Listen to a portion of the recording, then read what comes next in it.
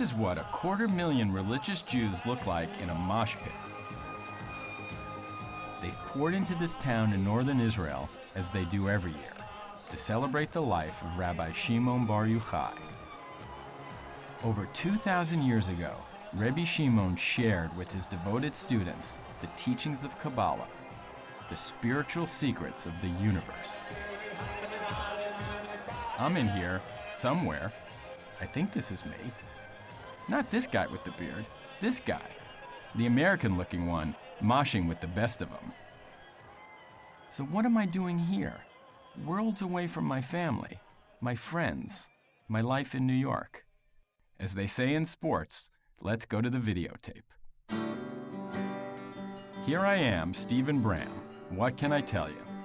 That's me, age 1, mom and dad, day camp, first black eye, my 2 sisters, first grade, teenager. I love sports, anything to keep moving. Graduation, college, bartending, ski bum, traveling. That's my wife, Miriam, and those are my 2 wonderful daughters.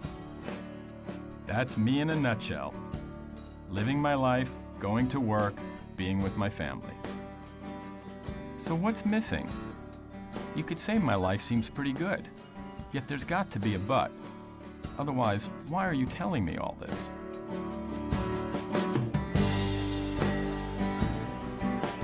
The fact is, I've looked for fulfillment in many different ways. From jumping out of an airplane, to going to Grateful Dead shows. I've even put my faith in the New York Jets. I'm also 49, about to turn 50. All I know is, more than ever, I'm hungry for a deeper kind of spirituality. The challenge is where to find it.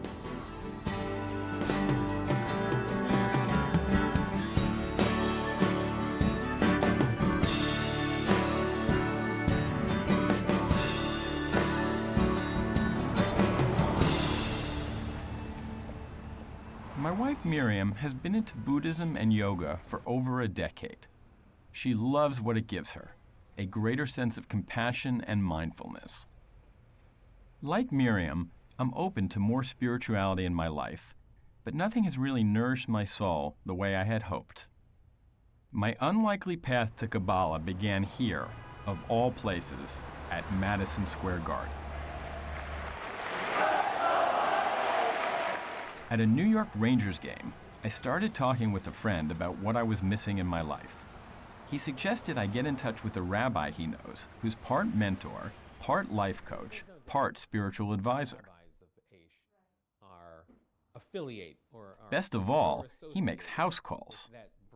A week later, Rabbi Schiff came to my office. Burn it up with fire. I didn't know what to expect, but I was willing to give it a try. So much of what he was saying was hard for me to connect with. And then he mentioned Kabbalah, a mystical interpretation of the Torah that's thousands of years old. It was like he was dangling this great big spiritual fishhook in front of my face before yanking it away. I view the study of Kabbalah before one is truly versed in at least the basics, the foundations of Judaism, as rushing to the dessert before one has even partaken of the main meal. Rabbi Schiff suggested I reach out to a colleague of his, Rabbi Jacobs, who was willing to give me a little taste of Kabbalah, that dessert Rabbi Schiff was talking about. We met up in Central Park. And they understood the pathways into the spiritual world.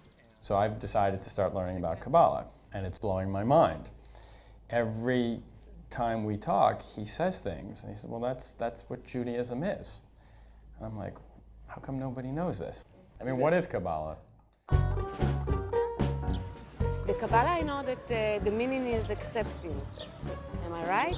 The Kabbalah, it's actually, like, for me, what I learned, it's like the book of life. I know there's a lot of numerology within the letterings. A kind of interpretation of the Bible. be good to one another as you're good to yourself, or whatever, however you say it. I would describe Kabbalah as God's lingerie. How would I define Kabbalah? Yeah. I don't know, ask Madonna. What do I know about Kabbalah? Not much. From my limited vantage point, it's hearing about celebrities getting into it, or the extreme opposite. Either way, it wasn't me. My curiosity took me by surprise. I always felt proud about being Jewish, but it wasn't always clear where I belonged. My mom went to a Reform synagogue going back 4 generations. I was not taught any Orthodox Judaism as a kid, and the rituals of Orthodox Judaism really don't appeal to me. My father, on the other hand, made a break from his Orthodox upbringing. He basically left that part of his life behind when he married my mother, cutting himself off from that side of the family. Well, I was brought up in an Orthodox home. My parents changed with society and were very quick to change and eliminate some of these Orthodox rituals. My parents had rejected Orthodox Judaism years ago, but now, because of Kabbalah, I find myself wanting to know more about the religious side of my family. Even though we live just 10 miles from each other, I've never even met these Orthodox cousins. Not only that, I heard that some of them were way deep into Kabbalah. They invited Miriam, the girls, and me out to Brooklyn to celebrate Sukkot, the Jewish harvest festival that takes place in the fall. Hi, Brucha. What's doing? You want to come in and you see our extra sukkah that we made for? No, should we come on in and take a look?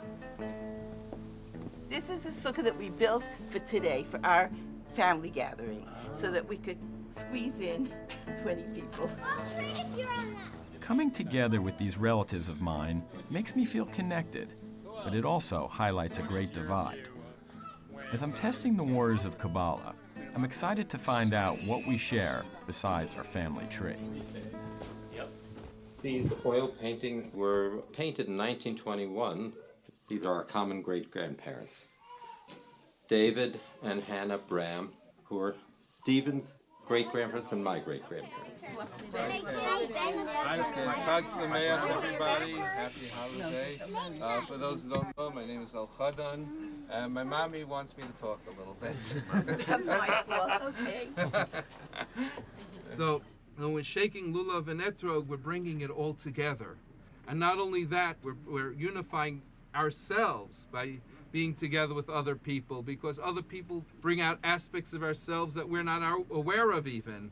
With that, everyone's welcome to shake lulav and etrog. You're going to instruct everyone how to do it? Yeah. Really?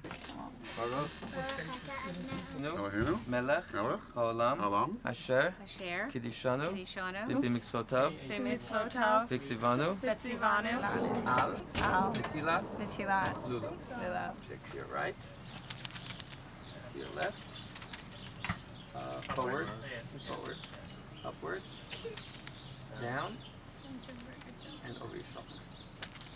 All right, great, well done. This is all new to me, to our kids, to Miriam, especially the rituals. We feel a bit like visitors from another planet. Most people, up until recently, got into Kabbalah by learning the rituals, studying the Talmud. Right. Now it seems, what I'm finding, there's people like me out there, I'm sort of getting really attracted to my heritage, and it's through these esoteric learnings. Yeah, that's good. But I don't know necessarily with me if it's going to bring me to doing all the rituals. Oh, we don't know what the road of life brings, but if it happens, but it could potentially bring you there. It could. Yeah. How about you? Do you study Kabbalah at all? No. I'm saying first you have to understand Judaism. You don't go from Kabbalah. Kabbalah is like a deeper part of Judaism, like it's the more hidden part. It's like learning science before you know what an apple is. First you bite into the apple, you look at the apple, you taste the apple, you make applesauce, you understand what apple is, the basis of the apple. Right. Then you work deeper into the apple. The things in the Kabbalah are very appealing to someone like me, so it's almost like the opposite. It brings me so that I'm going to want to learn about the apple by learning why the apple exists and how is the apple created. It kind of gets me interested in learning some of the more details. Understanding the apple before you take a bite, digging into the dessert before enjoying the main meal, I'm starting to feel that the only way to talk about Kabbalah is by talking about food. Kabbalah is the deeper levels of the Torah, the parts of the Torah that when we peel away the outer trappings, which we need, we can see inside, and that gives it its life force. Right. I have a lot of questions also. Steve, you're not the only one that has questions. Believe me, the more you learn, the more you don't know. And there's plenty more that I have to ask that I don't have answers for.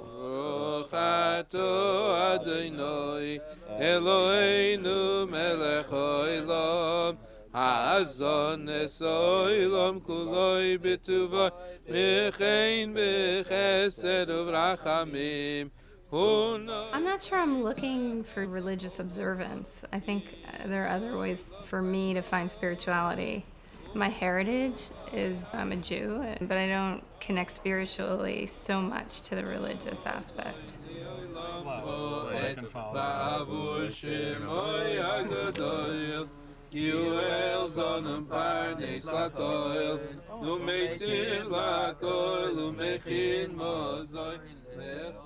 You know, part of me is just a little jealous that they have, this intense spirituality. It's a pretty incredible thing. At the same time, it's very beautiful that our families can be together, even though we come from different places. We come from the same place. Thank you. Appreciate it. Hopefully see you soon, talk to you again. I guess I'd have to take it one step at a time. Thank you. Yeah, you'll figure it. I mean, I'd prefer he not be too extreme, because that would be in conflict with what I want. I understand Miriam's concern. She doesn't want me to suddenly embrace my religious past and become a totally different person. At the same time, when I sit down with Rabbi Jacobs, it's just two guys talking. Two guys in sweaters. I mean, how extreme can this quest of mine really be? Kabbalah is a journey of personal discovery. We're going to continue to learn together, and there's a lot of fantastic material that we can cover. It's all fine and good to learn about Kabbalah in books, but if you really want to get the depth of it, you're going to have to commit to your own intense spiritual journey. The Talmud says that there was these 4 great sages of Israel, and they went into this thing called the Pardes, which means orchard, and they went on this deep meditative spiritual journey.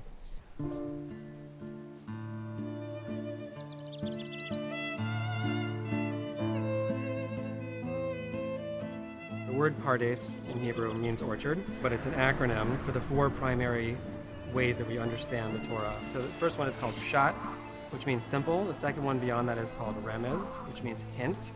The third one is called Drush, which is homiletical. It's what's the moral of the story, what happened behind the scenes in the story. And then the final one is called Sod, which means secret, and that's the Kabbalistic level. And that's the one that we're all here to explore. But those all taken in conjunction are Pardes. And so when it says that these 4 men walked into the orchard to the Pardes, it doesn't just mean that they went for a stroll, apple picking, but rather they were delving into the deepest mysteries of reality. Pardes reminds me of the Matrix movies. What do we really know about the world around us? What holds us all together? How are we all connected? All of a sudden, Rabbi Jacobs is getting pretty deep, pretty fast. What we're talking about is not just leaving a physical place, we're talking about leaving a conceptual place, where we want to go from narrow consciousness into expanded consciousness. In the same way that the men who entered the Pardes had to go on their spiritual journey, so do you. You got to get out there and you got to explore what the Kabbalistic world has to offer. You're going to have to meet people. You're going to have to hear what they have to say. The Upper West Side doesn't look like much of an orchard, but these are my roots. It's where I come from. Rodef Shalom is where my mother's parents went to temple. I was even bar mitzvahed here. In fact, Rabbi Levine married Miriam and me. I wonder what rabbis around here say about this stuff. In Reform Judaism, and certainly here at Rodef Shalom, there has never been a keener interest in the spiritual realm. In Kabbalah, the ultimate unity is to bring God back together, and the definition of God to a Kabbalist is God is Ein Sof. God is infinite. A few more blocks north is a rabbi who teaches Kabbalah to a wide range of congregants.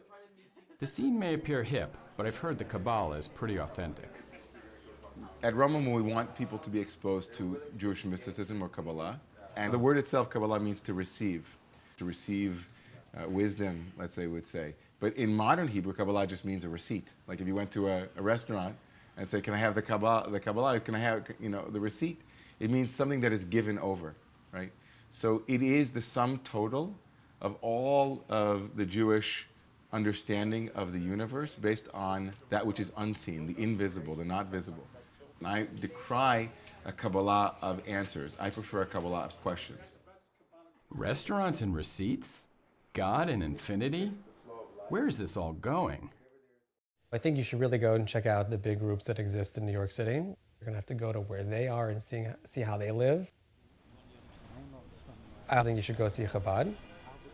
Chabad is one of the biggest Jewish movements in the entire world. They've got a great handle on Kabbalistic thought. And it's just a hop, skip, and a jump over on the 2 train, right? So you just got to go down to Crown Heights and check out what they're doing because it's pretty impressive. So that's what we study a lot about, is how to be connected on a soul level. According to Kabbalah, you have to learn how souls merge. And that's why there is a huge amount of Hasidic and Kabbalistic information that goes on about a wedding. Because a wedding is the merging of souls, more so than bodies. This library is a small exhibition. On the second shelf, these are books of the Zohar. These are Kabbalah. And this is I would say, probably the highest form of Kabbalah that's being learned today. This entire Kabbalistic tradition goes way back. Most people say that Moses received this wisdom 3,300 years ago on Mount Sinai. Others believe that it was actually Abraham who was the original Kabbalist about 4,000 years ago. And some even suggest Adam and Eve received the Kabbalah from an angel in the Garden of Eden itself. But whatever its origin, the Zohar was first published in 13th century Spain, greatly increasing awareness of Kabbalah. Historically, the Kabbalah was an elitist movement. It was meant for a very small group, and the Hasidic movement took elements of that Kabbalistic understanding, a deep mystical passion, a deep mystical understanding of the universe, and tried to popularize it and make it available to the masses, to the average person. A Rebbe who digests it in such an encapsulated form that the simple person can get it from day one. Got it. That's it. Right. That's why it's more popular. That's why it's more popular. That's why it's digestible and understandable. Mm-hmm. Hasidism is a popular version of only a fragment of Kabbalistic wisdom. It's looking at the broader cosmos and seeing how everything has its place to play. The Baal Shem Tov famously taught, when a leaf falls off a tree, it's of cosmic significance. Everything is seen as part of a whole. So we're going to actually go into the world headquarters, the Lubavitch main synagogue. I got to show you those pictures. The people that are studying here will become rabbis and teachers all over the world. So it's a synagogue and a study hall, 24 hours a day. We actually have a live internet camera, so that anybody who would like to can go and see what's going back at headquarters. So this is on all the time. People can see what's going on in there. Yeah, all over the world. All over the world. It's about sharing the wealth, right? Which is creating equilibrium in the world. Right. The Chabad movement is all about sharing the teachings of Kabbalah mainly to other Jews. But there is a group right here in Midtown Manhattan that's aggressively spreading the teachings of Kabbalah to everyone. They believe it has the power to save the world. I believe that all this new interest in Kabbalah can really be attributed to the Kabbalah Center. Because they have been affiliated with all these celebrities, specifically Madonna, they have been able to draw a tremendous amount of attention to something that was very much like under the surface, hidden. You know, Madonna herself says that, look, who more than I had it all, fame, power, talent, and yet something's missing. It's not something that's missing, it's the self that's missing. You know, I have all this, but who am I? The Torah says that there is potential for holiness in every situation. So it could very well be that Madonna is the impetus for the Jews to reclaim their lost, destiny as people, and she brings Mashiach and changes the whole world. It's part of a divine plan. It has to be, because it's too ironic to be otherwise. The people who run the center didn't want to be interviewed, and neither, believe it or not, did Madonna. But there are plenty of people who are willing to share their positive experiences about the center. The Kabbalah Center believes that Kabbalah is for everybody, and that Kabbalah predates religion, that it's really the wisdom of the universe and how the world was created, and this is something that is accessible to everyone. You don't have to be Jewish, you don't have to be religious. It's meant to be revealed, it's meant to be shared with everybody. My issue is that the Kabbalah Center divorced Kabbalah from its roots, and you're not getting the big picture of what it means, right? We don't believe that you can have this information out of context. You're getting wisdom, even though it's bits and pieces and cut off and like everything you're saying, but you're still getting wisdom, so that people are then going back to their families and their jobs and functioning better and feeling better. I knew I could count on Rabbi Jacobs for yet another Kabbalistic food metaphor. It's like putting vitamin C on an Oreo and saying, hey, look, this is really good for you. And it tastes really good too. I think being at the Kabbalah Center, the biggest focus was making you enjoy your life, even more. It doesn't take away from what you're doing. We talk about working hard and being successful, but focus on the enjoyment of it and not just the outcome of everything. Sometimes I would think oh, they're gonna be like, what are you doing up in here? But I never got a bad feeling. Even though I know the real Kabbalists wouldn't even have a non-Jewish person involved. Well, my father is Jewish and his name is Jesus. I think it was for me, it rounded everything out. It definitely rounded out my Christianity, for sure. To get deeper into Kabbalah, Rabbi Jacobs suggested I connect with Kabbalistic rabbis living in Israel. It's a little far for these guys to make house calls, so we meet once a week on Skype. This is Yitzhak Schwartz, a former cowboy from Texas who went to Israel to train horses on the Golan Heights and ended up becoming a rabbi in Jerusalem. He believes that people who want to learn Kabbalah should learn Kabbalah. In other words, skip the main meal and go straight to the dessert. There's no difference between Or and Choshech, between light and darkness, between good and evil. There's what's called the higher soul and the lower soul. Rabbi Jacobs then turned me on to Rabbi Cable, who also lives in Jerusalem. He too found his own roundabout path to Kabbalah. He grew up in Miami, an all-state water polo player, listening to Jimi Hendrix and the Grateful Dead. Exploring with these rabbis feels like spiritual psychoanalysis. Positive thoughts, positive speech, and positive actions, right? I think the study of the Kabbalah is giving him some direction about what kind of person he wants to be. So I'm good with that. But religious observance makes me nervous because we have a family, we're in this together, and we have to have, we got married under the same principles of how we want to live our life, and we have a lot of commonality.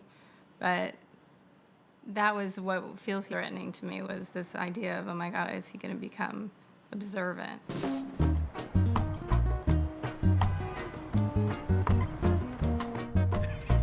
Hello. Hello, hello. Bram?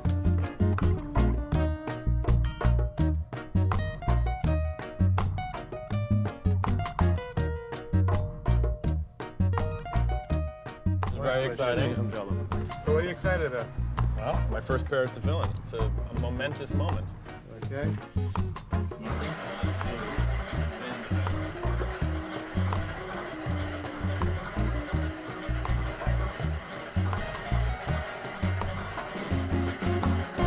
See, when you put on tefillin, that's not an obligation. That's a privilege to show gratitude for all the wonderful blessings in my life. So now the right side is longer than the left side. Because in the Kabbalistic teachings, the right side represents compassion, left side is judgment. We always want compassion to override judgments. Baruch atah Adonai Eloheinu melech haolam, shehakol nihiyeh b'dvaro. Amen. Amen. My cousin Yechiel Bear invited me to an event that he felt I wouldn't believe, a celebration of epic proportions. I was definitely interested, especially when I heard it was happening at my team's football stadium.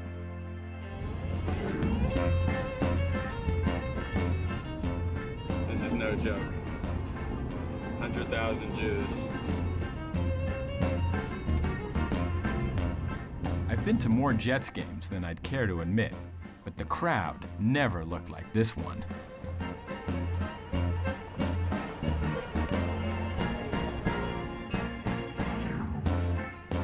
Hello! Quite good for such a big stadium. Hi. Wow. What's the difference between what this ceremony is celebrating and the study of Kabbalah? What's the difference?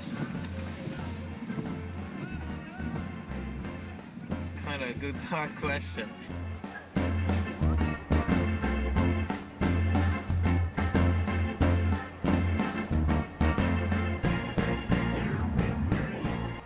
Jews from all over the world are coming together, and this is probably the biggest gathering of Jews since Har Sinai, since the giving of the Torah.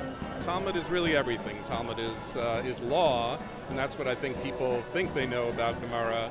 But it's ethics and it's human behavior. We really don't want to delve into the area of Kabbalah until we totally know the Gemara inside and out. Why is that? Because people get drawn into things and they really don't understand the depth of it.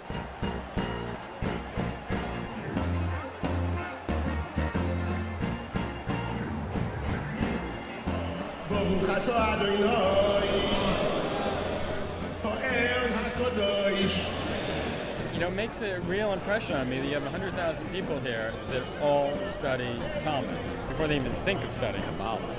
It really makes me think about maybe they know what they're talking about.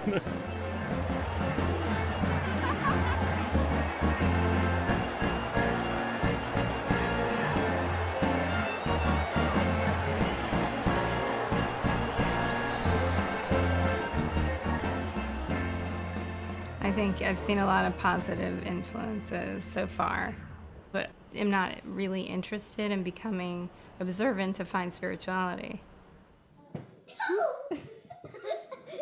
So then your father just decided that he was going to try to keep Shabbos by not speaking on his phone. Yeah. How do you feel about that? It's annoying. It's annoying? Yeah. Okay. It's a little annoying or very annoying? Very. I didn't grow up keeping kosher, so why now? I always worked and drove on Shabbat without thinking twice, so why would I want to change? I don't expect my family to adopt this stuff, but I'm starting to alter my priorities. As opposed to just following rules, I'm sensing that these rituals are spiritual exercises to actually elevate consciousness. The things he's adopted so far is he's the person who taught me how to eat lobster is no longer eating shellfish, and so he's eating kosher. When we go out to have breakfast, he won't order us bacon. So if my mom's not here, he won't order it. So I like when my mom's here, so she'll order when we go to breakfast. I don't want to follow laws. I don't want to have to not drive on Shabbat. Can't you study the Kabbalah as a spiritual path and not be a religious person? I just want to find my own path in my life, and learning about compassion and awareness and mindfulness and that kind of thing is important. To me, those are philosophies I can live with day to day. I don't feel the need for a religious component. You're so good go to heaven when you're sleeping? That's a Kabbalah teaching. That when you're sleeping, your soul goes up and then comes back. Part of your soul goes up and comes back, right? Nobody knows that for sure. It's what you believe. We don't know that. How do you know that you died? That's a real good question. Yeah, because they don't know. What about your soul? It's gone. Yeah, where is it? It's heaven for you. Okay, so then your soul knows. Blessed are you, O eternal, our God, King of the universe, who has fashioned you in judgment, who has fed and nourished you in judgment, who brought death to you in judgment, and who will restore you to life in judgment. Blessed are you, O eternal, who revives the dead. A, B, C, D, E, F, G. Is that it? Whoa, whoa, whoa, whoa. Yeah, there's a B. David, yeah, there it is. David Bram. September 27, 1932. Lived 75 years. This is the gravestone of my great-grandfather, David Bram, on my father's side. He was born in 1857 and came to America at the turn of the century. His story is part of my history, but there's very little I know to connect with this part of my past.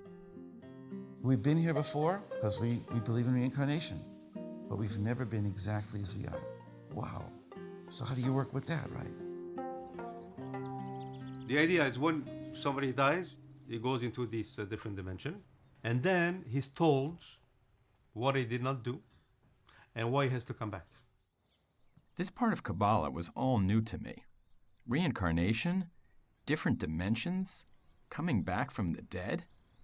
I had no idea that any of this was part of Jewish practice or thought. What's the difference between a spark and a soul? A spark is a piece of something. It's a piece of a soul. Right. The whole soul is present, but it's the spark that's being worked on. Of a larger soul. Yeah. So in other words, there's this large soul that could be 20 or 30 generations of people. Reincarnations.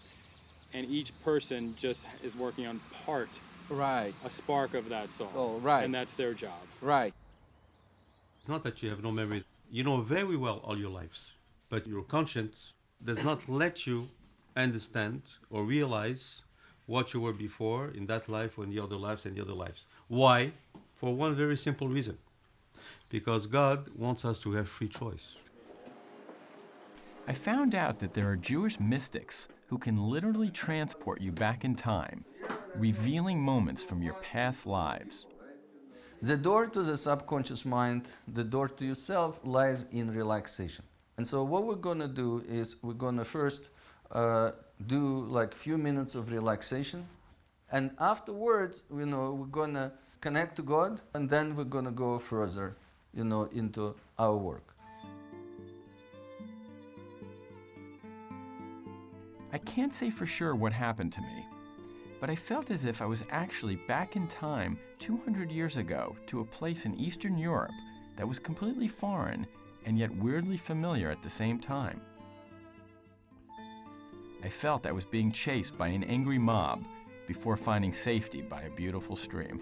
It's still dark now. It's like a tornado. I know it sounds nuts, but the experience seemed very real to me. Another door had opened on my journey, and I had stepped through it.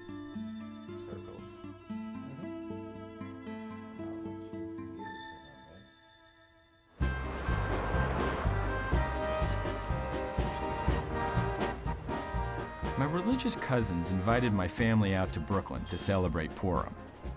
I was eager to go, but Miriam wasn't big on the idea. She felt she had put in her time during Sukkot and decided to stay home with the girls. Some people call it the Jewish Mardi Gras. As I heard, you're actually supposed to get so drunk that you can't tell the difference between good and evil.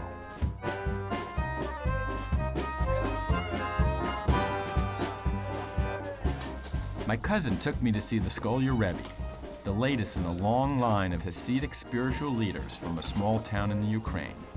The Rebbe can trace his lineage all the way back to the 1700s and the Baal Shem Tov himself. Oh, what do you do? I make documentaries, usually sports, but I'm making one on Kabbalah and my spiritual journey, which I just started a few years ago. Good. Yeah.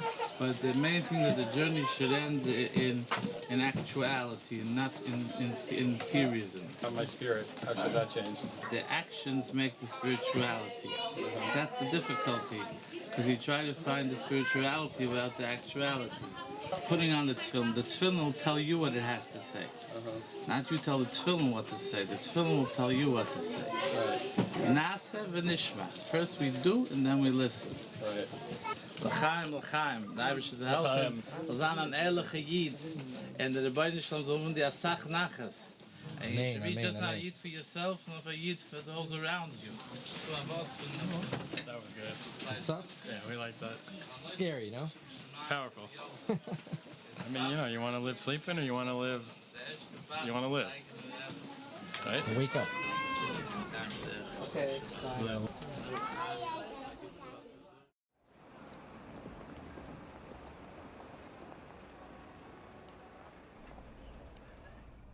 I have two business partners, and I think they see my interest in Kabbalah as just a passing phase. And maybe, if they just wait it out, I'll get bored and move on. I met Stephen years ago as an accountant on a feature film we were making, and then I've gone into business together and worked for about 15 years. And then one day, I walked in his office, and there was a rabbi sitting in the chair. And I, for sort of being a non-Jewish person, but a joking friend of Stephen's, I wanted to sort of crack a joke, but I didn't, just because why is there a rabbi in his office? I say he comes in once a week for an hour, and we study Torah. It was kind of strange, kind of awkward. One day there'd be one rabbi, a couple times there were 3 or 4. I think if I was spending half my time studying Kabbalah, they'd begin to wonder if I joined a cult or something. What I'm really after is finding the right balance of Kabbalah with the rest of my life. Truth of the matter is that Judaism is about balance. All the great leaders, all the great spiritual masters in the Jewish tradition were people who struggled with the same type of balance. How do you have a job? How do you have a family and still maintain your spirituality? Rabbi Jacobs is right in the sense that I feel more and more like I have one foot in one world and one foot in another, and I'm not willing to let go of either. It's not just my partners at work who are wondering what's going on in my life. It's my close friends, too. Oh, Stephen's all into Kabbalah now. Are you aware of that? Oh, no, really? You don't know anything about that? Dude, why, because of Madonna or? Jeez Louise! Kabbalah! You know about Stephen's interest in Kabbalah? Do you know about this? So tell me, what do you think? We think Stephen has gone over the deep end. We stand here in awe looking at you. Oh, how you changed. Is it all true? You used to be an adventurous eater, as you say, delish. Then slowly you made choices. No milk and meat, no lobster, no ribs or shellfish. Then you gave up sports films. No more Burn versus Magic. Action DVDs. Only Kabbalah. Yeah. What do the people who work with you say when you're kvetching and speaking with your rabbi all day?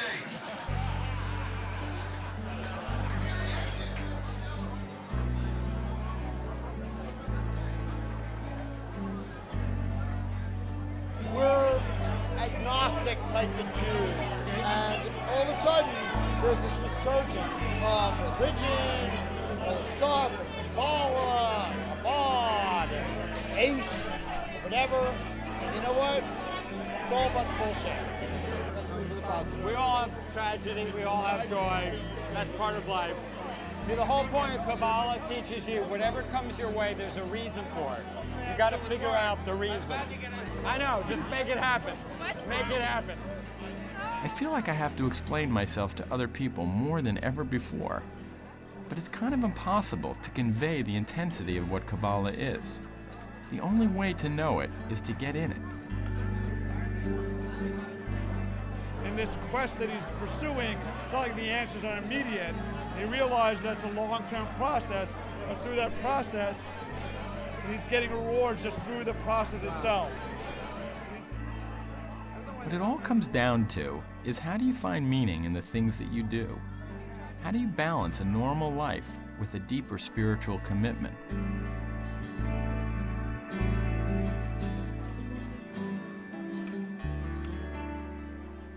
There were times in Jewish history when people went on little spiritual vacations. So we do believe in that for limited periods of time, that you can concentrate on your own spiritual growth, and then you reintegrate it back into your life and achieve the balance that you're talking about. And frankly, now that we're talking about this, I really think you got to go to Israel.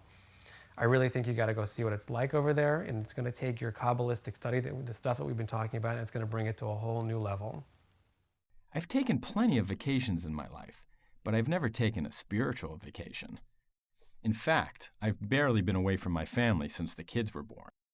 But I feel as if I don't have a choice anymore. It's like once I've made up my mind, there's no turning back. More and more, I'm feeling something is pulling me to Israel. When he suggested he was going to go to Israel for a week, a little bit hard for me because I probably didn't really want him to go, but I did want him to chase his passion, and I asked him to reschedule his trip. Rabbi Jacobs is right. Here in New York, I'm just scratching the surface of what it means to live a life steeped in Kabbalah. For me, it's just not enough. More than ever before, I have a burning desire to go deeper. And to do that, it means going to where the energy of Kabbalah lives and breathes most vividly today. It means going to Kabbalah's spiritual birthplace. It means going to Israel.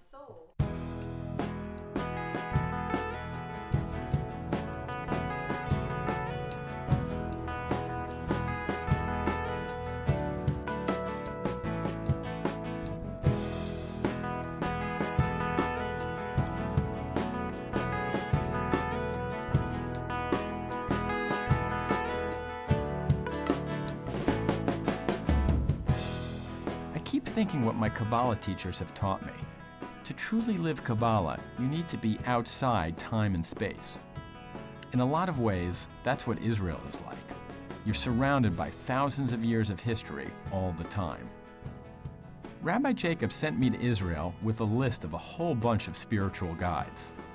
Two of them I already know, my Skype buddies.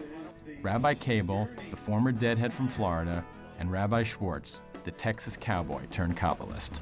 Rabbi Schwartz. Good. How's it going? Nice to meet you. Nice to meet you in person. Good to meet you also. How you feeling? Long time coming. Feeling a lot better. Rabbi Schwartz had heart surgery just 10 weeks ago, but it hasn't slowed him down. He wants to take me on a journey to the Sea of Galilee.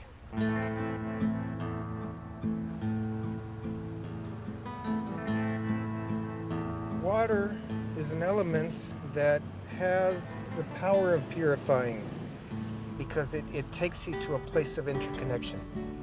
So that interconnection is what turns you around from being a person of separateness to being a person of connectedness. I used to think that mikveh baths were just for women and had to be near a synagogue, but that's not true. Rabbi Schwartz gets in the mikveh every day, and I want to dive in as well. The first meditation that I do in the mikveh, I dunk in, and I say basically that anything that Hashem does is for the best, is for my own good.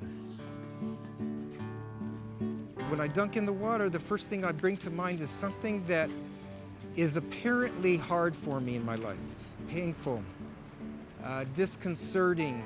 And I put that into my mind and I go in the water and I say to myself under the water, this is the best possible thing in the world for me. Then I come up out of the water and I say to myself, the reason why it's the best possible thing is because, and I dunk again.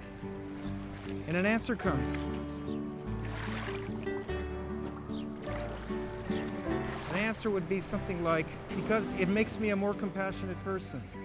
It makes me a more sensitive person. I begin to see life as being basically something that is God sent and something that's ultimately good.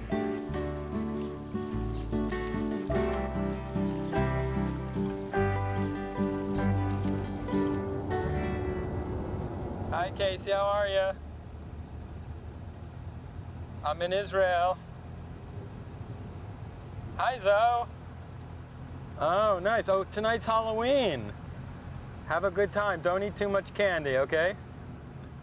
Driving with Rabbi Cable, New York seems a world away. Did you speak to your wife? A little bit. How's her tone? Good. She was happy to hear from She's me. happy for you. Yeah, she really She sees is. that you're going through something, and She knows this is very special.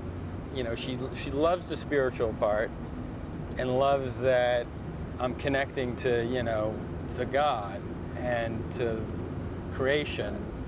But then she says, oh, you're not going to get religious on me. You could just take a metaphor, an analogy from life. There has to be a recognition that in order to get to the higher levels of pleasure in spirituality, you have to be willing to restrain yourself to a degree in order to, you know, climb the ladder. Yeah, just like, you know, any person who wants to become great in any endeavor, you know, become an Olympic star, you have to be willing to restrict the diet more, you know, restrict your other activities in order for practicing, and, you know, etc. And that's there's these two sides that go together. Sacrifice creates the payoff. How do I position it so it doesn't seem like sacrifice and restraint in of in itself, but more as a means to a higher spiritual level? Because I know if I say too much, that's... Look, that's marriage, man. That's marriage, Timing man. is everything.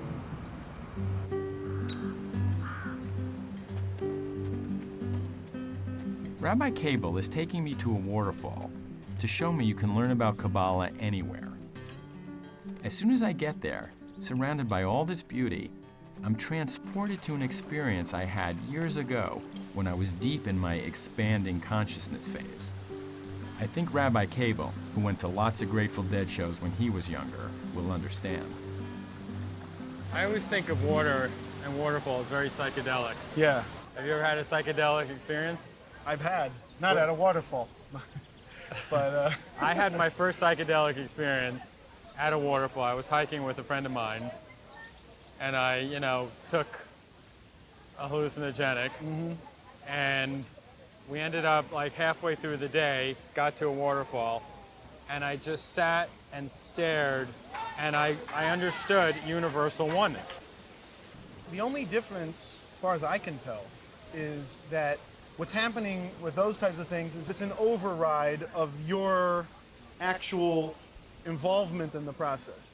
I think one thing that is very appealing to me about Judaism and the spirituality we're talking about, that you can look at everything around you, right, and probably find a piece of that oneness and creation in everything. Right. That's part of what the Kabbalah is for, is to teach us what each element in the picture is, Right. so that by understanding how, you know, what each thing is, you can start to put together and have a much deeper understanding. And then of you're how walking everything- around the world every day in awe of everything. Right.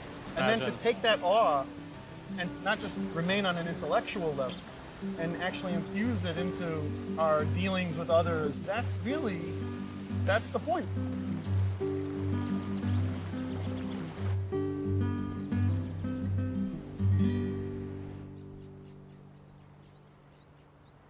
I'm struck by the various paths people have taken to get here, and the different ways they are able to embody Kabbalah in their lives. Up north, I meet up with Rabbi Yom Tov Glazer, who's found a way to combine his enthusiasm for Kabbalah with surfing. Kabbalah in a nutshell is chesed and gevurah. Chesed means flow, gevurah means structure. And that's all there is. Like right now, you see the sun shining on me, right? That's chesed, it's flow. But there's an ozone keeping me from getting burned up. That's limiting the rays. That's gevurah. That's structure. Flow and structure. Everything's flow and structure. Everything. Your home is, if it's cement walls, they poured cement into a structure. Right. So it's flowed in the structure. The ocean is flow. The seashore is structure. It structures the ocean. So some people have more flow and less structure. I'm a flow guy. You think I know what time it is right now? So you're a flow You'd be like guy. if I know what month it is. I'm a pure flow guy. You're The bottom structure is the people who really gotta they gotta taste it, they gotta feel it, they gotta swim in it to experience it. Yeah. Meaning your USB cable interface to the world Right. is going to be through getting out there and doing it. Right. You know? You know, I was teaching a class the other day, and this guy, I don't know, he said something, he kept using the word I. He had some issue, he was having issues. Yeah. Finally said, you know what? We're being held hostage by this term I, which is all Kabbalah is ever talking about. Is meaning on the spiritual level of Kabbalah is that we're all like these expansive, united beings, which is really your goal is to get the unity. There is just this one self. Now, if we truly believe that, then what would we do to ourselves? If I knew that you and I are part of one self, but I hurt you, the Talmud says that if the right hand accidentally cut the left hand, would the left hand then take retribution and cut the right hand? That's ridiculous. We have fallen into a consciousness of separation, which the Kabbalah refers to as klipa. And klipa is a shell, and it's suggesting that you live in your bag of skin, and I live in my bag of skin, and there's separation. But that's not true. There is nothing that separates us except our misunderstandings. And the Kabbalah is there to help us overcome this misconception of this disconnect of the universe.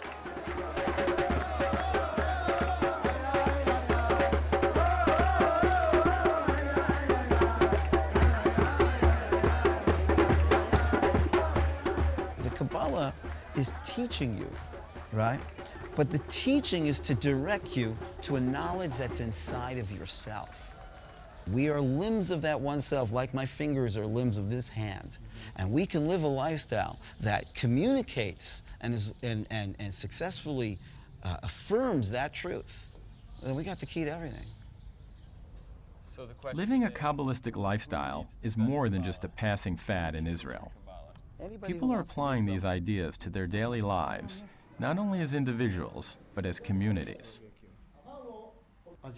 Rabbi Adam Sinai is a Sephardic rabbi who settled here from North Africa. He believes that Kabbalah should be accessible to everyone who wants to learn more. The Baal Shem Tov said to work in small groups. The spiritual work can't be done to the whole of Am Yisrael. You can't love everybody all the time. We've got that here. Small groups of men that do work together, and small groups of women doing the work together. תורת הקבלה מתפשטת בעולם, בלית ברירה, רוצים או לא רוצים היא תתפשט. זה תנועה עולמית. זה לא משנה מה אנשים יחשבו או יגידו. לפני 20 שנה היה בושה להגיד אני לומד קבלה. היום זה בושה להגיד אני לא לומד קבלה. What's your philosophy on who should study Kabbalah? כל אחד יכול ללמוד קבלה. רק צריך להבין מה זה קבלה. אחד המדדים החשובים זה ללמוד אותה מעבר לזמן ומקום גשמיים. למשל, יציאת מצרים, מבחינתנו, זה לא אירוע היסטורי, אלא זה יציאה מהאנוכיות של האדם. למה צריכים את הגשמיות? למה צריכים לעשות את כי המעשים? זה המקום האימון הטוב ביותר שיש לאדם. כשהאדם רוצה ללמוד לטוס, והוא נמצא בתוך סימולציה של מטוס, הוא לומד לטוס, וזה לא משנה אם זה קורה בחוץ או לא, הוא חושב שהוא עושה פעולה. הגשמיות מגרה את הרוחניות ומפעילה אותה. A rock, it's licorice. Is that real? I feel it. But you feel it's real. I feel it's real, but it's not. All of this is a lot to take in. What's real, what's not. Whoa, this is heavy. And I thought psychedelics were mind-bending. But people say to really experience Kabbalah, the place to go is Sfat. It's the birthplace of modern Kabbalah, where many great Kabbalists studied and prayed. And the most famous of them all was Rabbi Isaac Luria, the great Ari, who settled here in the 1500s. Welcome to Sfat.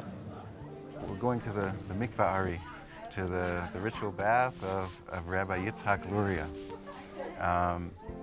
When the Ari popped on the scene here in the midst of an incredible renaissance here in Sfat, and we say that mystically his appearance changed the spiritual era from an era we call tohu or chaos to the era of what we call tikkun, or rectification. That means in a physical sense, in a spiritual sense.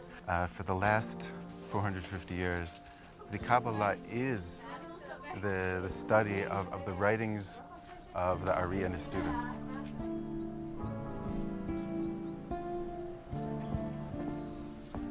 It's a part of the idea of the mikvah. It's a rebirth, and the water is likened in a mystical sense to the model of the womb, so to speak, right? And it's not as much going in, but when we come out, we're renewed in bodily purity, in mental purity, and also in our soul. This 800-year-old mikveh has no heater, no filter, no pipes. Just pure water that's fed by an underground spring. I'm ready. Okay. I'm ready. Very good. Tradition has it that anyone who goes into this mikveh will embrace the ways of God in this life. That's a heavy promise to fulfill. Could that possibly be me?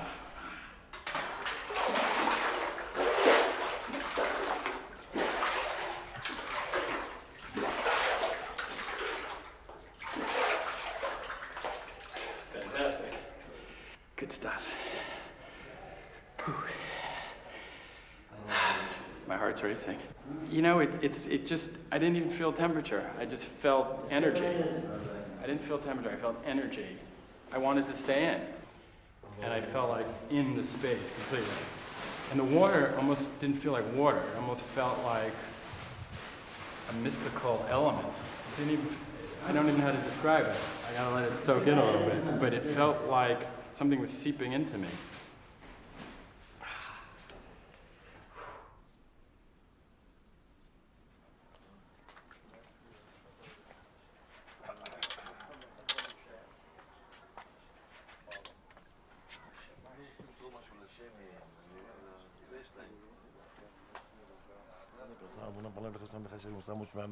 בזכות רבנו הארי הקדוש, רבי יוסף קארו, רבי שמעון בר יוחאי מולנו, רבי לב בעל רבי פנחס בן יאיר, שיאיר עליך את המזל ויהיה לך הצלחה בכל העניינים. רוחניות וגשמיות, בזכות זה שאתה מחזיר את עם ישראל בתשובה, השם יזכה אותך לראות את המשיח בן דוד, משיח בן יוסף, משיח בן אפרים, ותראה את בניין בית מקדשנו, תמיד תהיה בריא ושמח ויהיה לך הצלחה גדולה מעל המשוער. תגידו אמן. This man oversees the Ari's tomb. He's an example of a Baal Tshuva, a master of return, and tries to help others experience their own personal transformation. What's the secret to happiness? מה הסוד להיות בשמחה? להיות שמח? כן. רבנו הארי כותב בספרים שלו, להיות תמיד בשמחה. אפילו שאין לך לחם יבש היו, אז לא היה כמו היום. היום ברוך השם יש סופרמרקט ויש שפע. But how? איך המפתח? ולהיות שמח, ולא לחשוב מחשבות, מה יהיה מחר. מה שיש היום, ברוך השם, מה שעכשיו יש לנו. Here in Sfat, it seems that everyone's life is intertwined with their Kabbalistic beliefs. People are really trying to live this stuff on a daily basis.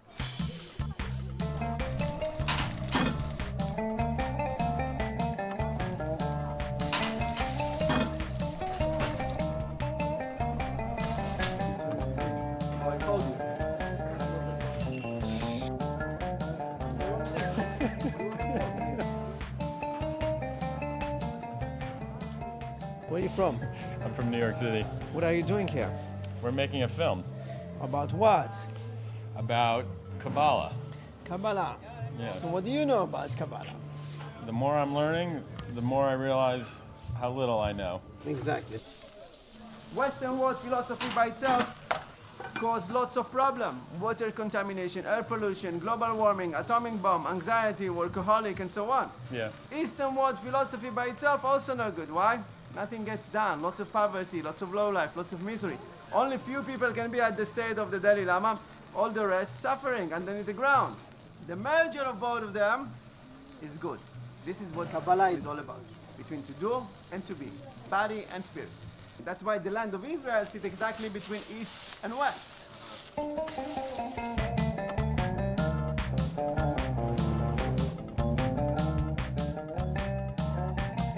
Kabbalah is associated with the tree of life. So connecting to the soul is like eating from the tree of life.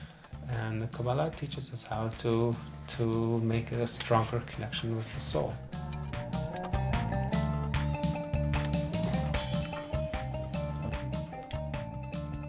Kabbalah for me is a wisdom system. It's not just a bunch of talk. It's not magical. It's not playing with spirits or anything. It's playing with the very human condition and trying to amplify it up to its highest level. You get in touch with yourself and you may make some drastic decisions, life decisions, to leave that old schedule and become who you really are because of how you're eating, because you're getting more in touch with your neshama, which is connected to your higher level soul, which is connected to heaven and not this world.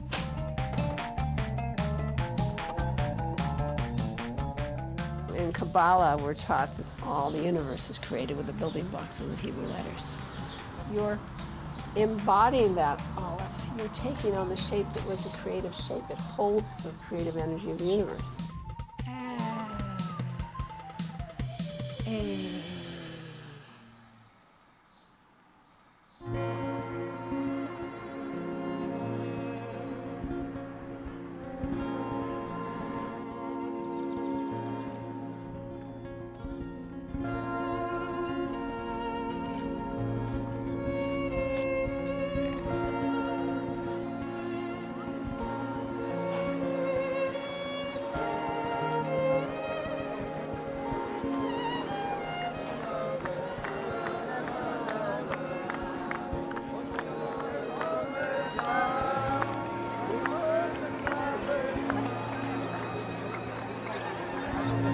Stephen Bram. What's your name? Shmuel Weiss. Rabbi Stephen, how are you? You have a Hebrew name? Shmuel. Oh, same name. Look at that. How about that? Welcome home. We're connected.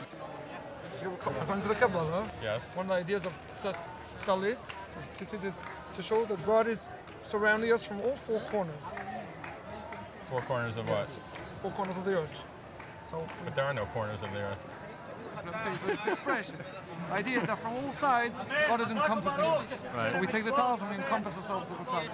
Okay. To wrap yourself in tzitzis. So first we're going to wrap. I heard that. Wrap for a minute, and we pull it down onto your.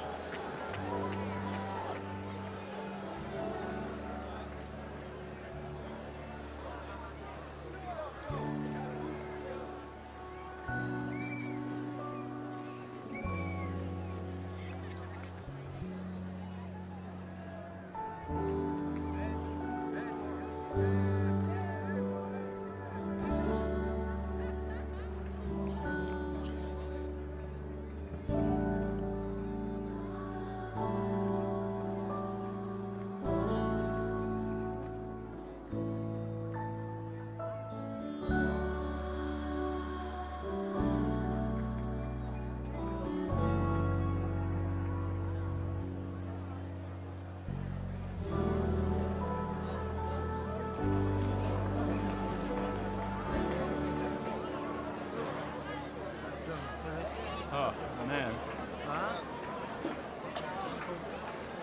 First time I really prayed and connected. It took me 49 and a half years.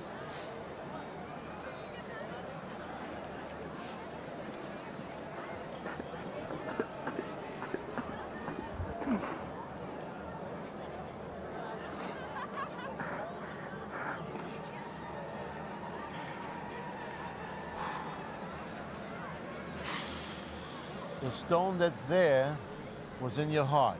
The circulation from the brain's idea has now reached the heart's feelings, and now it's going into the body, into the tear ducts. Yeah. There's two kinds of tears. There's tears that taste sweet, and the tears that taste salty. Mine tasted salty. Salty is from grief. Sweet is from joy. I was overwhelmed by tears of regret because I suddenly felt I had wasted so much time with so little to show for it. I feel like it's taken me a whole lifetime to get to this place. But what am I supposed to do now?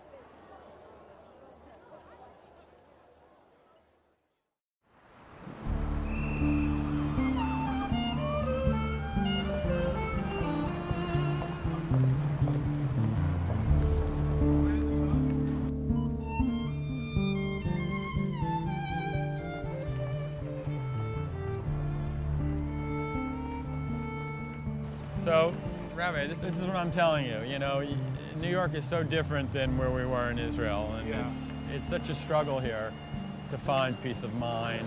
I want to feel spirituality here in New York in my life. I don't want to feel like I have to be in Israel. Travel halfway across the world to have a spiritual experience. Correct. Right.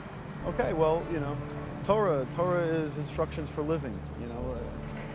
The idea is, you know, the first step is we have to take a step outside of this maze. You know, we have to look at it. That's a trip to Israel. That's an insight. There is more. There is what's beyond. But, you know, in order to bring that into your life, here, wherever you are, you know, we have to go to a quiet place.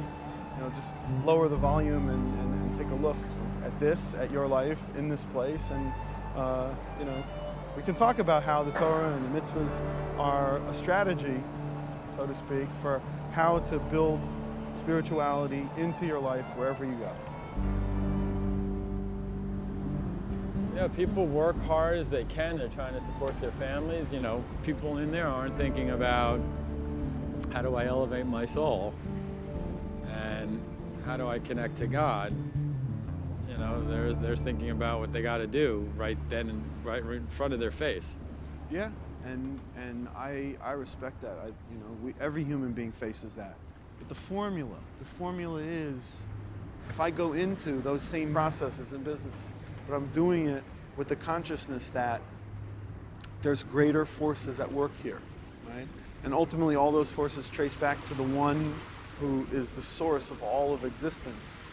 And when I'm aware of that, instantly, the whole experience changes on a qualitative level. So you're talking a shift in consciousness. Yes. You do the same things, you just have a shift in consciousness, and that affects everything. And that's a process. That's not something that happens in one day, or even in a week, or in a month, or in a year. When I look at the drop hitting the rock, I don't see it actually making any difference right now. Right. But if one drop doesn't make a difference, then a million drops don't make a difference either. Rabbi Cable is asking me to see every single act as if it's loaded with significance.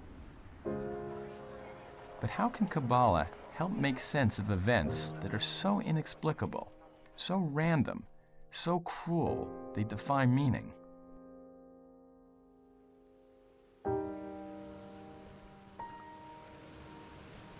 "9/11 really hit me hard. My brother-in-law worked on the 102nd floor. My sister's husband, father of my two nieces, who were 5 and 4 at the time. So we were all like, you know, blown apart by that. And my family really hasn't found their balance, even 11 years later, because of that act. And I didn't realize at the time, but I think it was the beginning of my deep soul searching. You know, when tragedy occurs like that, when innocent people get killed for no reason, or it seems like no reason, yeah, how are we supposed to, what are we supposed to do with that? The Kabbalah teaches that the purpose of the universe is to accommodate the possibility of freedom. And the manifestation of freedom means I have the freedom to choose evil, I have the freedom to choose good.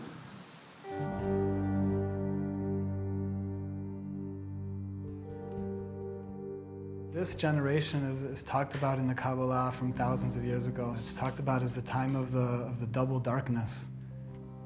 It says that our generation is so dark that we don't even know it's dark. But we learn that every light is preceded by a darkness. In our generation, we need to reach like a quantum leap in order to get to the next level. But we learned that this is a generation where everything shifts, because the greatest disconnection precedes the greatest connection. Right now, especially with almost 7 billion people on the planet, we're coming to a watershed level. We're getting closer and closer to what's called the Great Sabbath of history. How it's going to happen depends largely on us, but that something's going to happen, that events are going to take place that are bringing people and all humanity to a higher level. That's already known and told to us.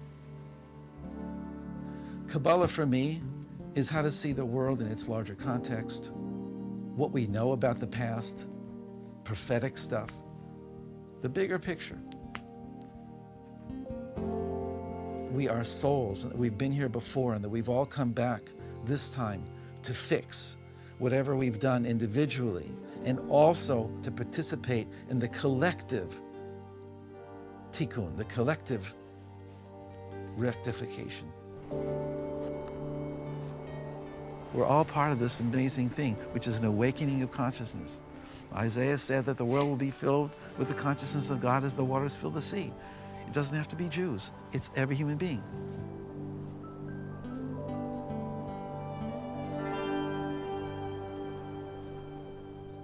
The world isn't there for us to observe as something. What we see in the world is very much an interactive experience. So who we are and where we are internally will have an impact on what we see in the world. Kabbalah is how to learn the language of the heart. The way to change that out there is to change this in here.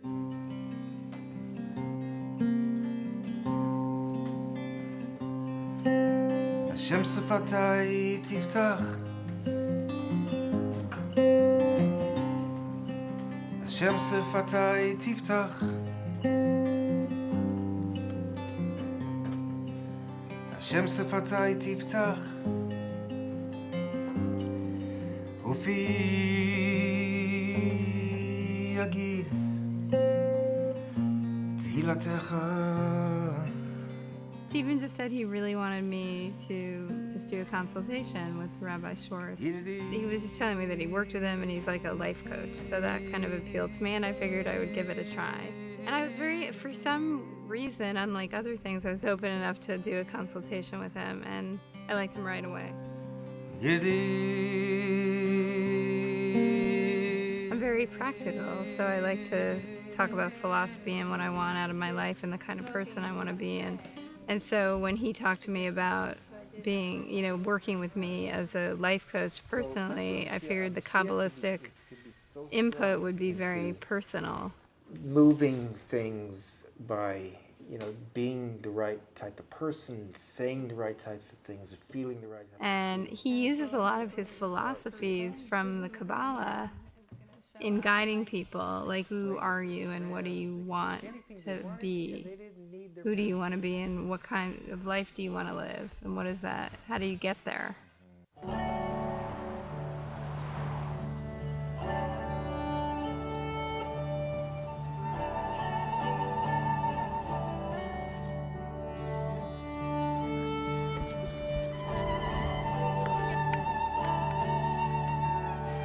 Watch your head, Dave.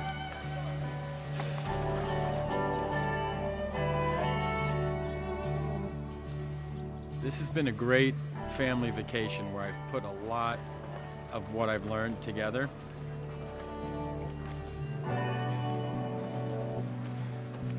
I'm able to balance what I need to balance. I'm doing my stuff. I'm reading my books. I'm praying. I even spoke to one of my rabbis, and then I'm with my family, and it's just totally meshing beautifully. And Stephen and I went out to dinner. I had lobster.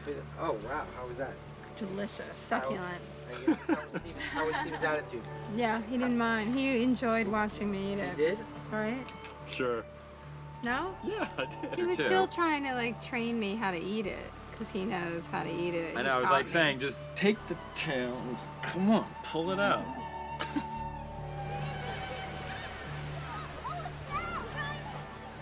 It's hard for me to know, but it could be that he's more relaxed about his own path and not feeling the need for me to be on it with him.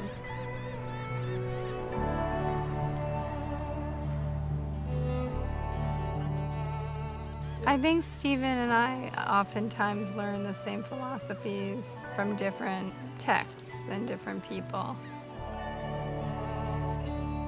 And I think the spiritual paths intertwine in many ways, and we could learn from each other.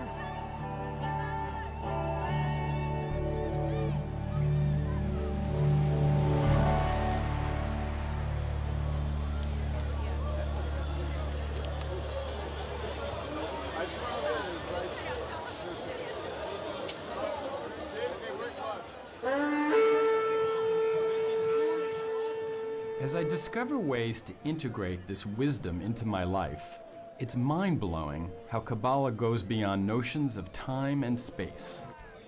Our place on Earth is just one small part of Kabbalah's cosmic focus.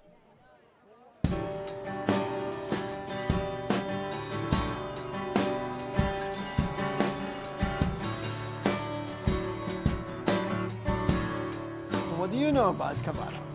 The more I'm learning, the more I realize how little I know. We're being held hostage by this term I.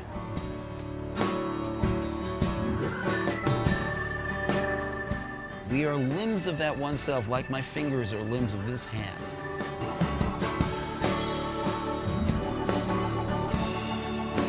We want to go from narrow consciousness into expanded consciousness.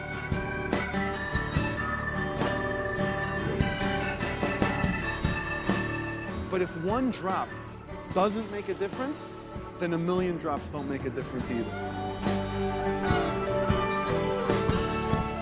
Steve, you're not the only one that asks questions. Believe me, the more you learn, the more you don't know.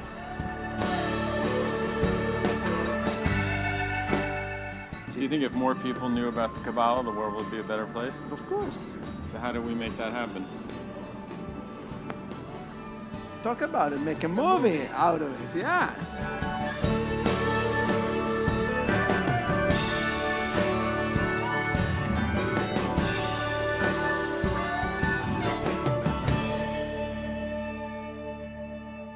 As I continue my journey, it's clear that for me, Kabbalah is a lifelong experience. The end of this chapter is just the beginning of a new chapter. As the great Talmudic sage Ben Bagbag said, delve into it and continue to delve into it, for everything is in it.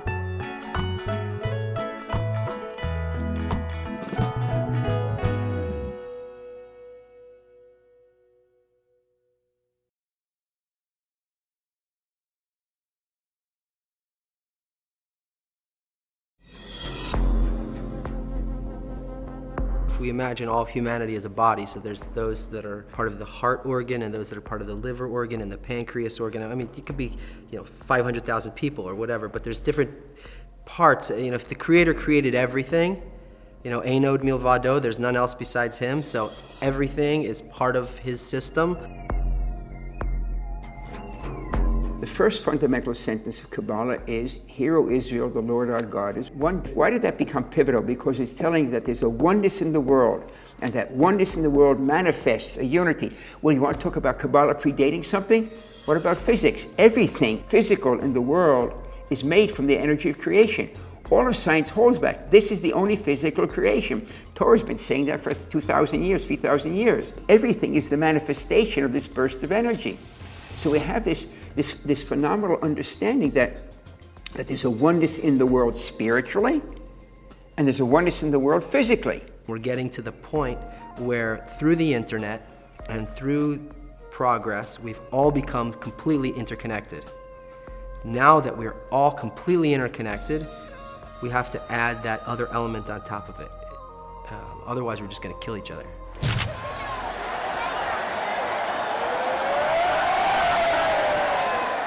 For a lot of people, baseball is their religion. For another people, like poker night is their religion. There are things they do with really devotional intensity. Do you understand that the word fan comes from the word fanatic? Fans are people who have, in a sense, left their egos at the door to become part of something greater than themselves. And it's very nourishing to actually forget about yourself for a while and commit to something bigger than yourself.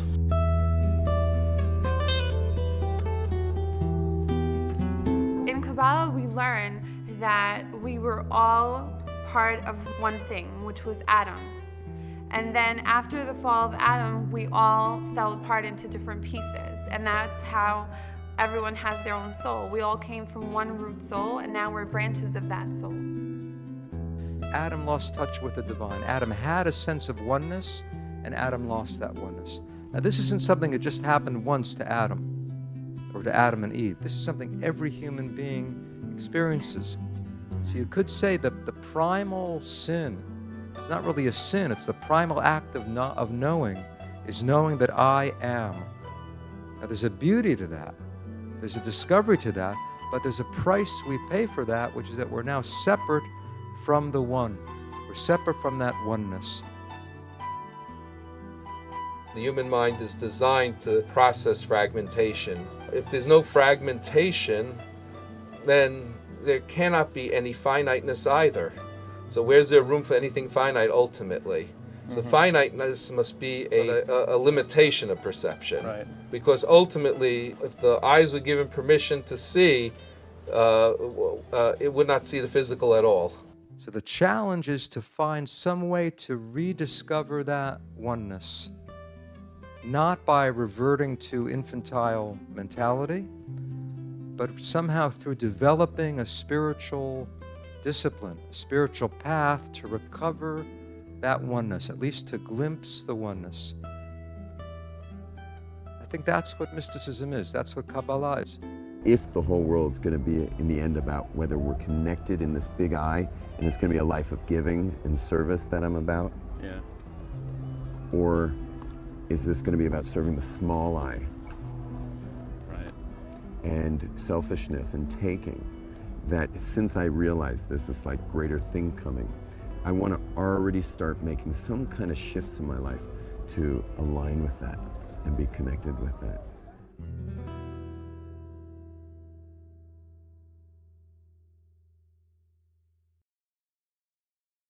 The evil man is the one who brings history to its next stage, even more quickly and more powerfully than the righteous man.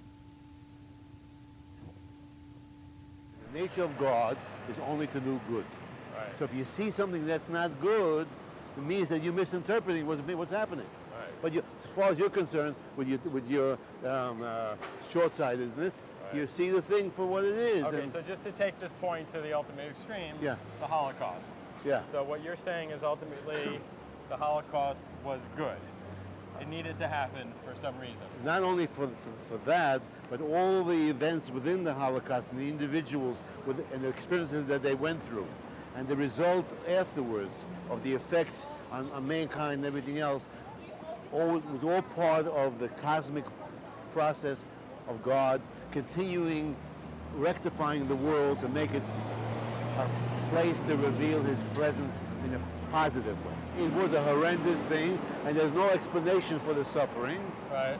There's no way a human being today, no matter how smart he is, can justify what happened. But we have to accept the fact that without God, it couldn't happen. The extraordinary godliness of a human being is that we can choose to do good. But if we weren't able to choose evil, then we couldn't choose good. If I'm not able to choose to hate you, then I don't really love you. So the possibility of evil is actually the why we're here. And now that's an amazing idea, but that's what the Kabbalah teaches.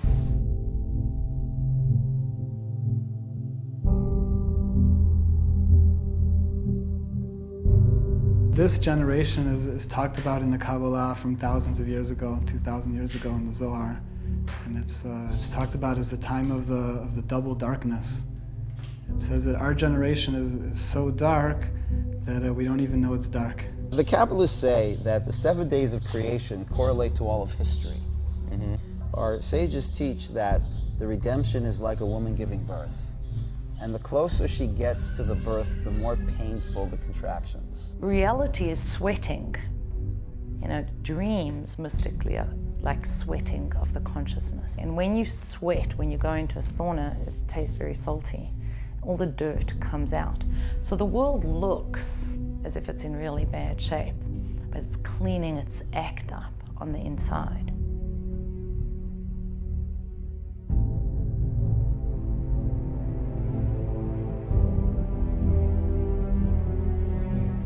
Every light is preceded by a darkness, and every connection to something is preceded by a disconnection. In our generation right now, we need to reach like a quantum leap in order to get to the next level.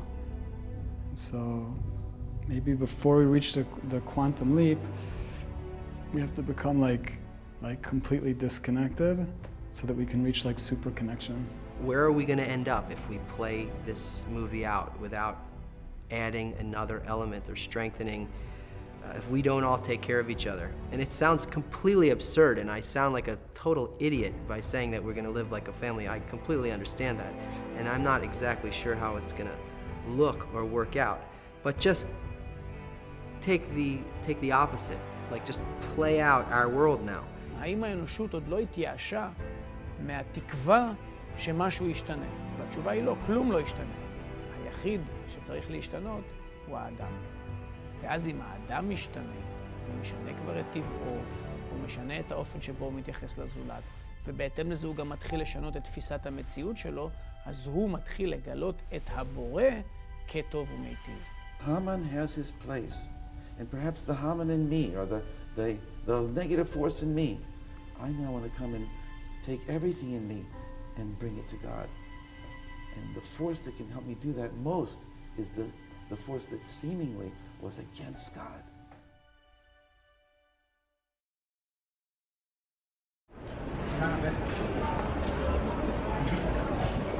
When people say Judaism is like, you know, not anti-women. No, it's not. It's really not. I think that's, people have a misconstrued understanding of what Judaism is, and they want to look at men and women, how many checks do men have, how many things do they get to do versus how many things do women get to do.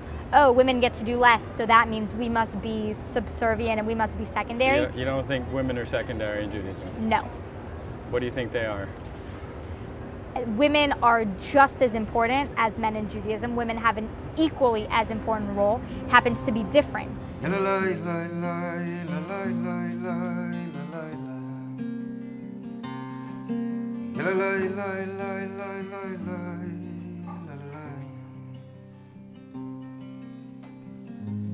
In the beginning,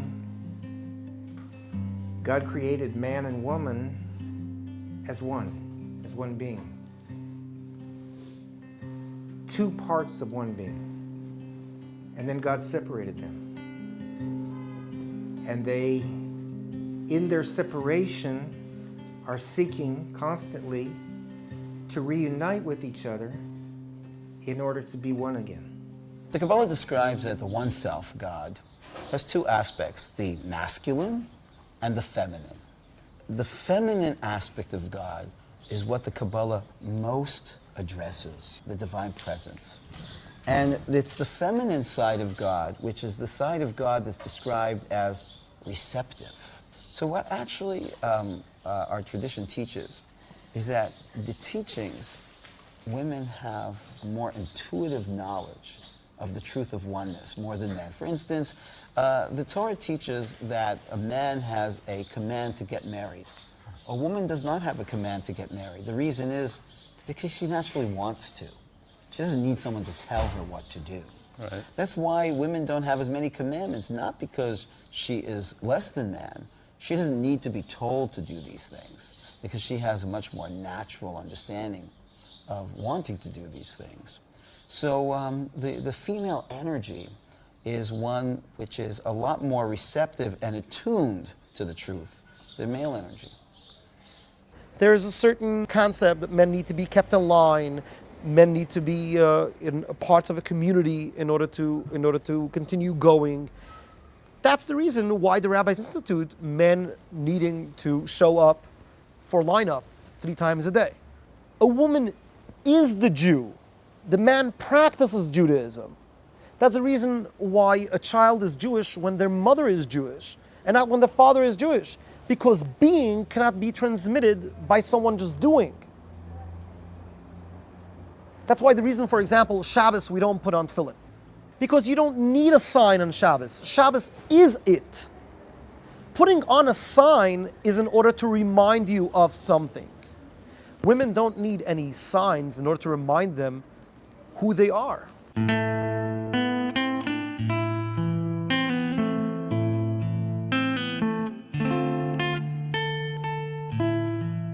Kabbalistically speaking, men come from Zah, women come from Malchus. The concept of Malchus is that it's about the being, not so much about the doing. It expresses essence, like Mother Earth. Why do we call them Mother Earth? Earth, on one hand, is like very static, yeah, but it gives life for everything. It's the simple things, and simple not in a derogatory way. It's the essence. Essence is always simple. Malchut is dominion, the last of the mystical spheres. So everyone says, man, you know, like the guy gets to be all the other stuff and then look at who she is. Malchut is the moment of birth. You see, the highest sphere is called Keter, the crown. The bottom of the body is associated with Yesod, foundation, right? Those are the reproductive organs. Malchut is the head of the baby that is being born. And that's why you say the head is crowning, because it's the crown is coming out at the bottom. It is a very powerful place. Malchut, the woman, says there's nothing other than God. She's like the earth. So you can step on the earth and you can dig in the earth, but wow, everything comes from the earth because of that. Malchut, the female, is the one who teaches humanity what it means to set our ego and our agenda aside and live life on God's terms. That takes us into the redemption.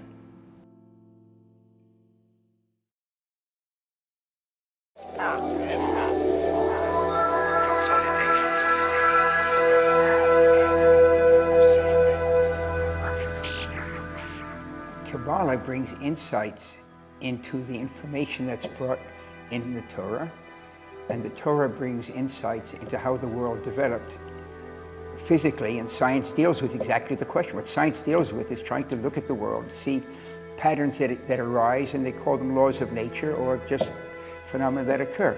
Torah held by that there was a creation. The Kabbalah talked about how it could possibly take place, and physics comes using different words, but the same coin. Sometimes you say 2 sides of the same coin. The same side of the same coin, just spelled with different words.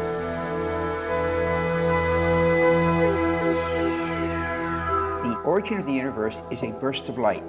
The creation force is called quantum fluctuations.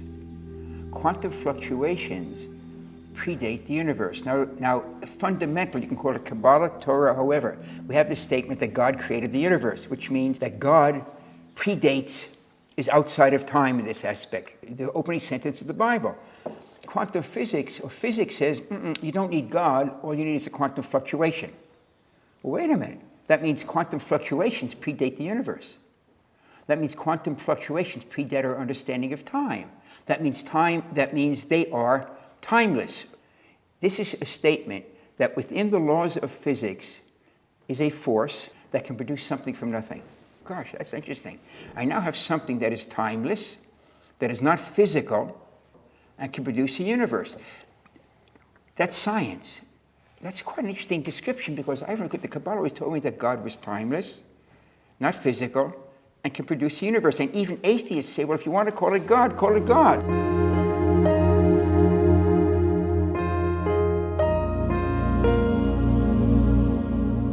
The universe is approximately 14 billion years old, as measured from the time-space coordinates of the Earth. First of all, we understand that the biblical calendar that says 6,000 years dates back to the creation of Adam, not to the creation of the universe. So the age of the universe isn't this 5772, 5772 plus whatever time came before it. So the Torah gives about 5.5 days, actually, right? Because so why would there be this difference? So we see that there are two perspectives of time in the Torah.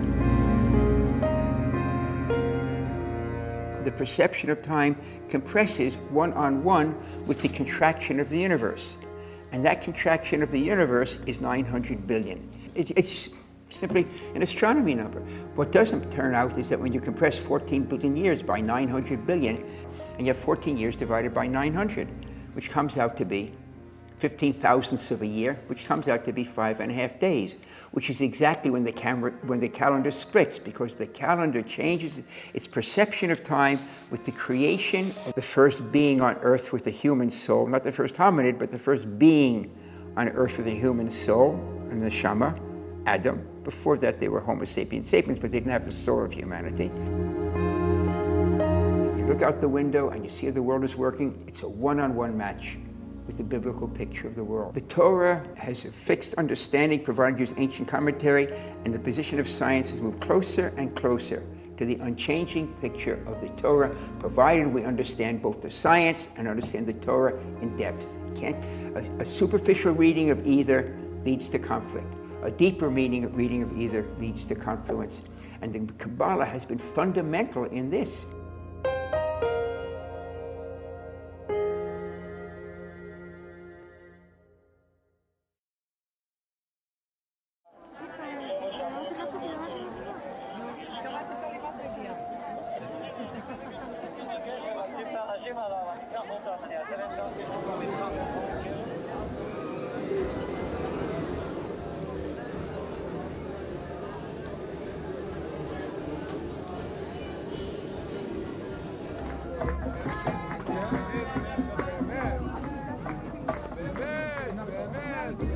When you look in the pie chart of your life and what slices of the pie generate you, so I would say being with Rebbe Shimon on his yard site here in Meron is a large slice of the pie of my life.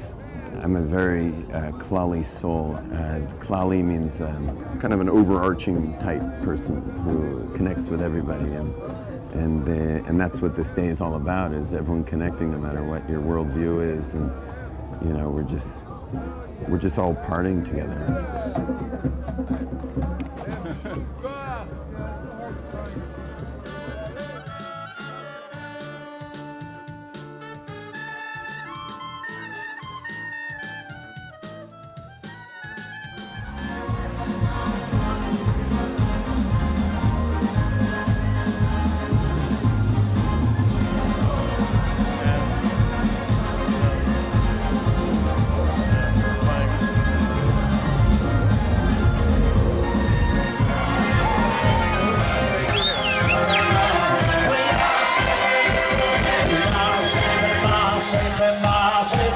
Oh,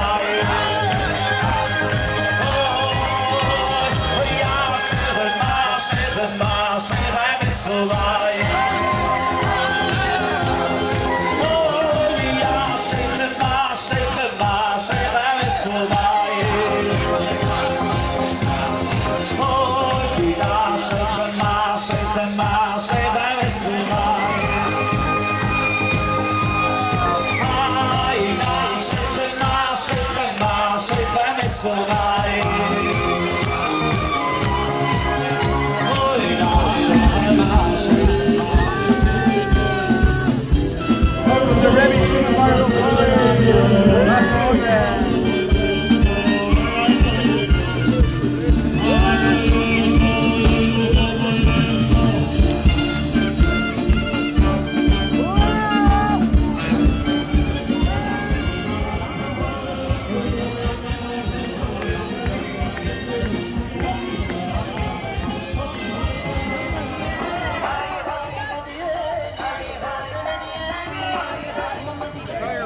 a different world in here. Eating and drinking. Wow. Yeah. There's a little dancing going on. Wow.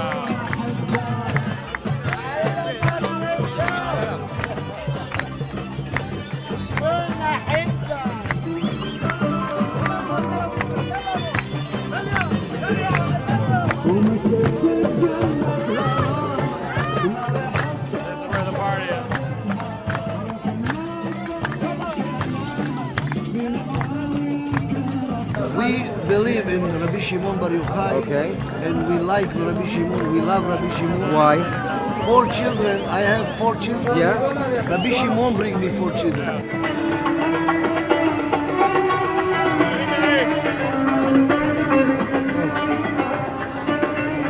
Hi, hi, hi.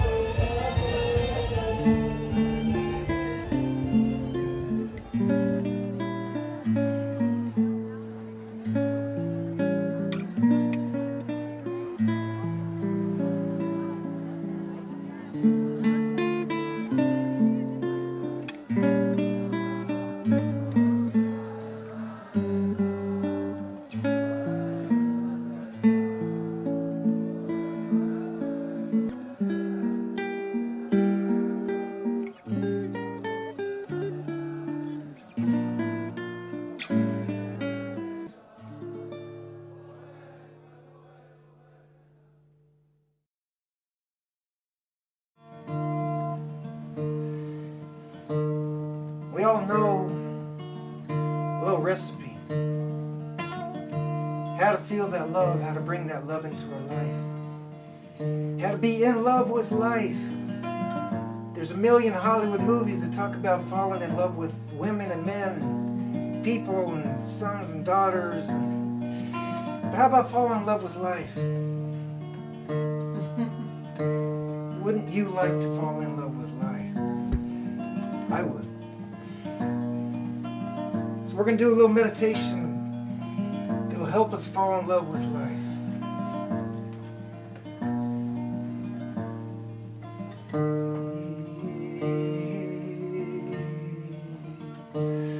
But in order to fall in love with life, we got to come clean. We got to say, I'm sorry.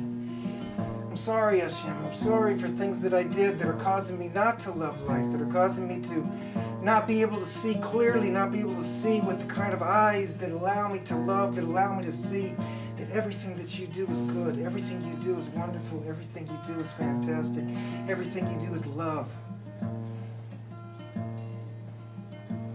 So we say the following little meditation, which all of our little inner circle here has been saying weekly for over a year now.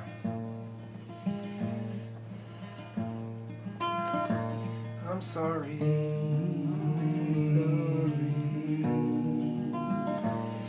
Forgive me. I thank you. I love you. I'm sorry. Forgive me. thank you. I love you. And I'm sorry. I'm sorry. Forgive me.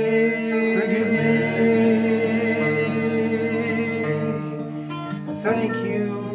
Thank you. Thank you. I love you. And I'm sorry. Forgive me.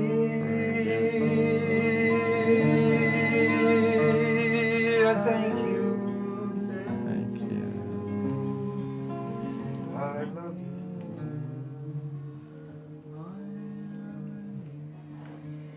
Now that we're filled up with love, now that our hearts are open, and now that we're yearning for a higher way, we can send all of this love, we can channel it all to all those people in our lives, and all those people that are watching this movie right now, that need the love, that need the healing, divine love, which is the source of all healing. Hashem says, Ani Hashem Rafecha, I am your God, your healer. And that healing comes from divine love, from the love of us. And we send and channel that love to other people. They become well. So we're going to channel that love now to everybody that comes up in our mind and everybody that needs this love. Everybody in the whole wide world that needs this love. And I love you.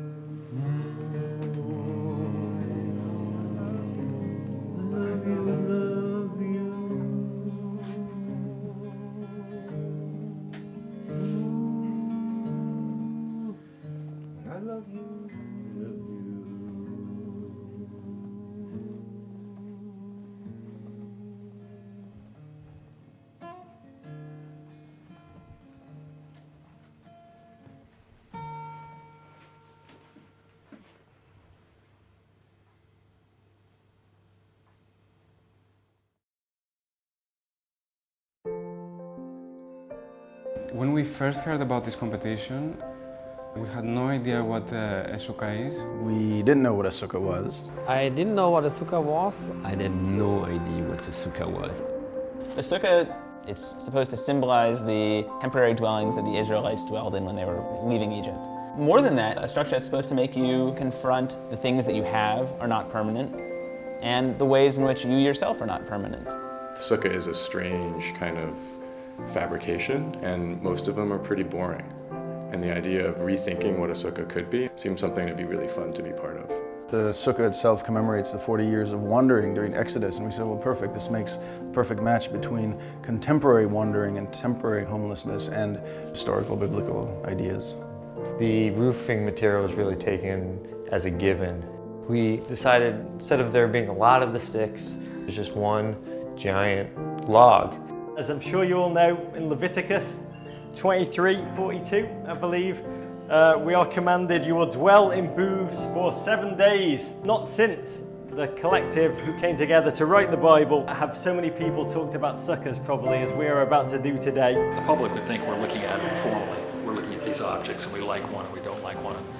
I think it's much more about the ideals, the values, the issues that are being brought forth by the projects. These structures realistically have to be built in a short amount of time. They're then going to be trucked into Union Square and installed within 7 hours. It represents the currency of the time, like it or don't like it. It's more of an offense in a way than an interesting conversation. I mean, it's a really nice design for something else entirely, but not for a sukkah. What made this a great competition was that it wasn't, let's find the answer, but let's start a conversation to open up how a sukkah can be developed. And I think the idea is, why should every sukkah look the same? They should all be different. Somebody said that this is the best sukkah ever built. That's pretty good for 4,000 years of building these things. After years with the canvas and the fiberglass, it's nice to see some new ideas. The sukkah is one of the very few times where the Jewish liturgy and tradition actually has an architectural expression. So it's amazing nobody thought of this before.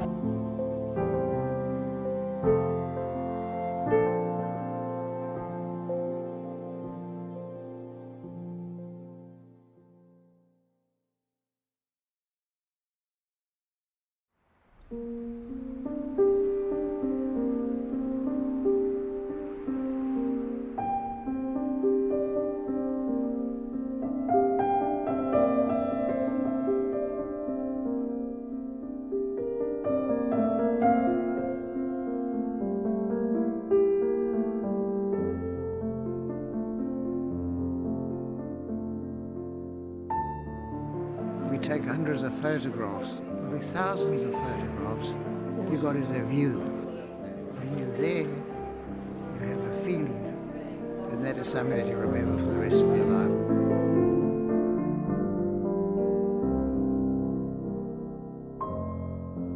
People ask me, did you have a good time on your vacation? And I say it wasn't a vacation.